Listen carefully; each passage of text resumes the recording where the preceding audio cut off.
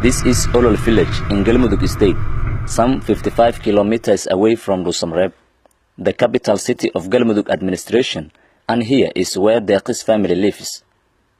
A 10-year-old girl, Deqa, has bled to death after undergoing female genital mutilation in Somalia, in the most high-profile case ever confirmed in the country.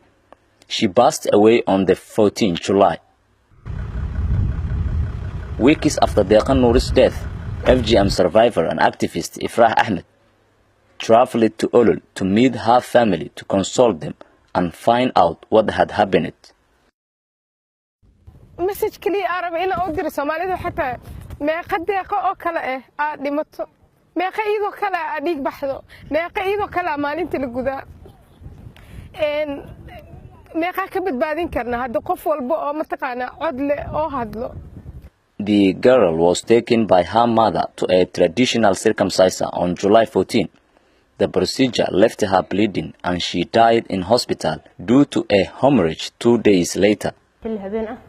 وأنا شغال شوقي يعني مركز نوتي waxay qof dhig baxaysay xilligaas ay noo imaanayso compulsion walahayn waxay ahayd nooc gudniinka la FGM ka nooc ugu xun adi meesha hadaa fiirisid meel uu gudno dhaawac waa laakiin xubin la aqoon kara xitaa ma marka si guud markaan sharaxo qof caata ahayd qof tabar daran ahayd haddana waxaan ku qiyaasi karnaa wixii awal ay ahayd inaysan ugu imaan dhiig badan ka baxay qof oo wax badan dhibaato soo gaartay marka adiga dadaal badan kadib gabadhii compulsion ay keentay oo koomay sii gashay. The woman who performed the operation has not been arrested, but even if she was, there is no law that would ensure she is punished for the act. This is just one among the many cases happening on a daily basis across Somalia, says FGM survivor and activist Ifrah Ahmed. On the other hand, the mother of Deqa, who died after she was circumcised, has defended the practice.